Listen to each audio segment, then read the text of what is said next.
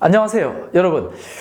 이번 시간부터는요, 7권 측정에 대해서 공부를 하겠습니다. 여러분들은 측정이라고 하면 어떤 단어가 떠오르나요? 다시 말해서 측정하다 그러면 어떻게 하는 걸 이야기하는 걸까요? 우리가 측정하다라고 얘기를 하면요, 보통 무엇을 재다라는 의미로 해석이 된다고 생각하기 쉬워요. 그러나 무엇을 재다라는 말 이외에 무엇을 세다라는 의미도 측정하다에 들어가는 거예요. 즉, 측정하다는 무엇을 세다라는 의미와 무엇을 재다라는 의미 두 가지 의미로 다 사용이 된다는 거죠. 그러면 무엇을 세다라는 건 뭘 세는 거죠? 우리 1권에서 공부한 거 기억이 나나요? 무엇을 세다, 분리량을 셀 때 사용하는 거예요. 자, 무엇을 재다 그러면 뭐죠? 어떤 양? 맞아요. 연속량을 잴 때 사용하는 거예요. 그런데 우리가 보통 무엇을 측정하다 그러면 무엇을 세다보다는 무엇을 재다라는 단어가 더 먼저 떠올라요.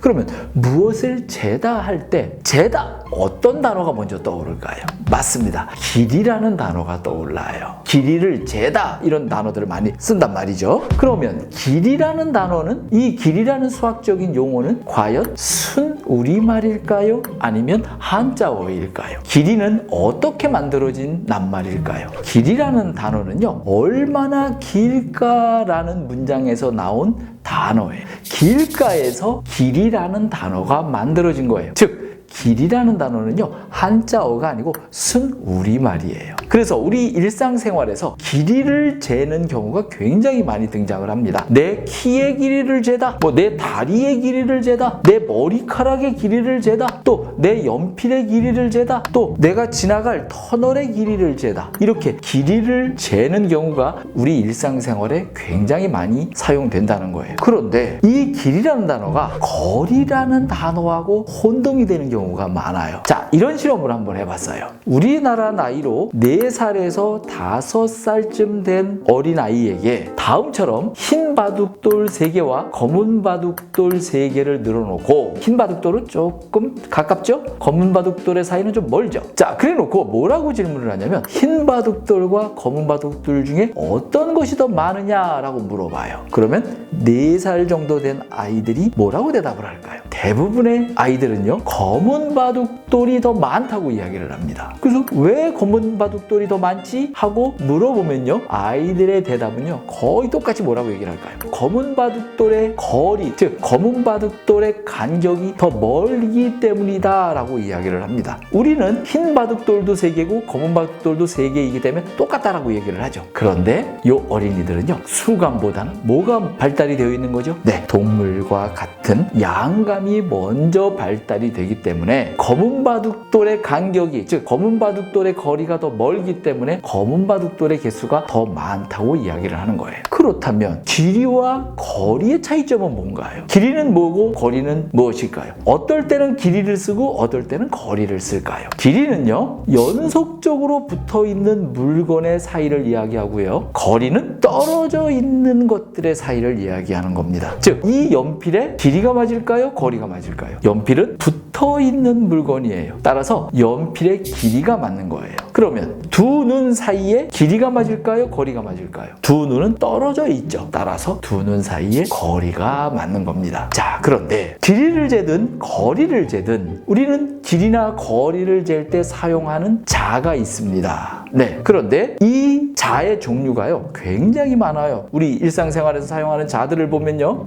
삼각자도 있고 줄자도 있고 요즘은 또 새롭게 나오는 무슨 자들도 있어요. 네, 레이저로 쏴서 재는 그러한 자들도 굉장히 많이 나오고 있는 것을 우리가 볼 수 있습니다. 자, 길이와 거리의 차이점에 대해서 주로 공부를 했는데, 길이와 거리 두 차이점을 잘 생각하면서 다음 문제를 한번 풀어보겠습니다. 다음 빈칸에 길이와 거리를 구분하여 써 넣어 봅시다 라는 문제예요. 자, 먼저 1번, 내 손바닥의 길이는 약 15cm입니다. 길이가 맞아요. 그쵸? 손바닥은 붙어있는 개념으로 봐야 되는 거죠. 자, 두 번째, 서울에서 부산까지의 길이일까요? 거리일까요? 네, 거리는 약 400km입니다. 그래서 이 서울과 부산은 떨어져 있는 개념으로 봐야 된다는 거죠. 자, 세 번째, 내 얼굴에서 두 눈 사이에 선생님이 좀 전에 예를 들었죠. 거리는 약 1.5cm입니다가 맞습니다. 네 번째로, 내 머리카락의 길이는 약 5cm입니다. 머리카락은 붙어 있는 물건이기 때문에 길이라는 단어를 쓰는 거예요. 다섯 번째, 양팔을 쫙 벌린 뭐죠? 길이는 내 키의 길이와 비슷합니다.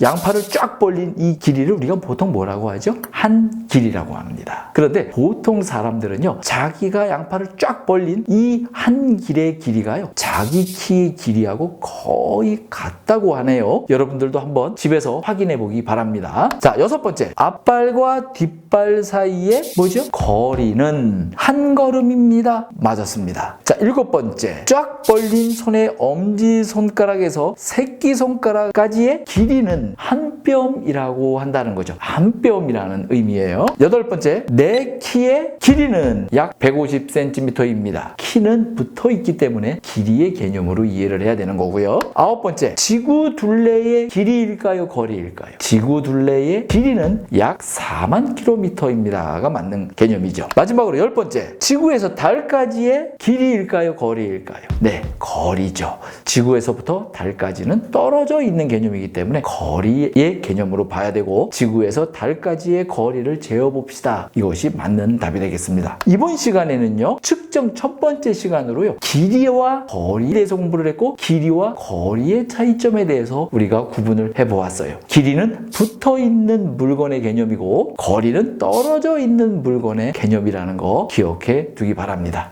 자, 여러분들 수고하셨습니다.